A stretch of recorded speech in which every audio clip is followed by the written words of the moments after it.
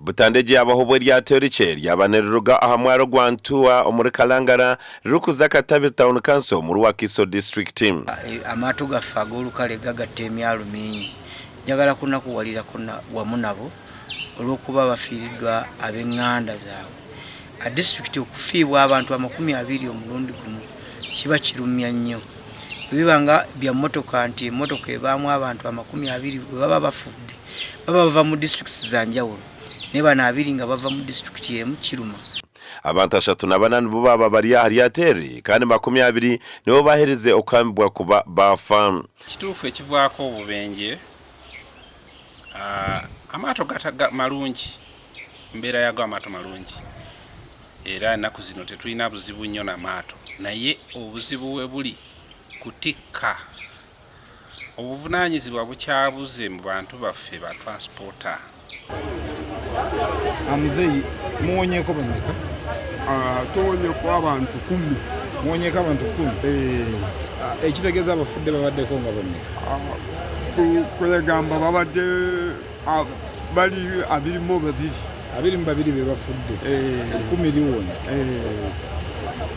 Naye ng'ekizibu kyadde ekyo no life jacket. Ekizibu nga tewabadde nayo. Ekizibu kyavudde ku bataddemu ebintu bingi mu lyato.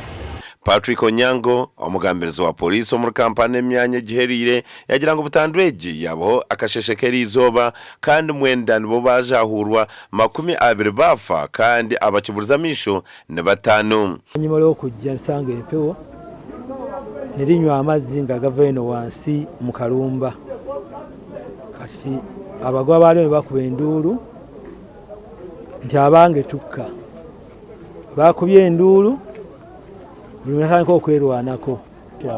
Zekyensaba gavumenti kiri ekintu kimu. Ebintu ebimu ng'ebiyamba omuntu wa wansi okutaasa obulamu bw'okugeza nga life jacket fa bakozesa ennyanja. Mazima ddala byalivuddeko byalikendedde omusolo omungi.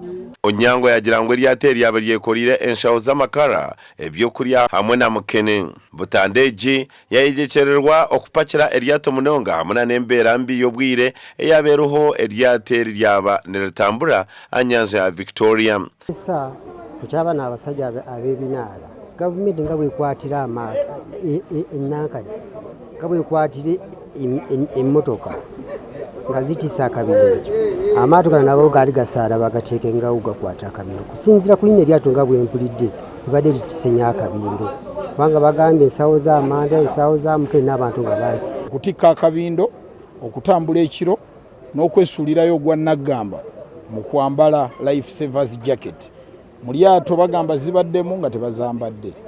Ekyokubiri eryato ttono balitisse nnyo ate abavubi tutambula twebase babadde mu nveera nga beebase ekisinsi ne kijja.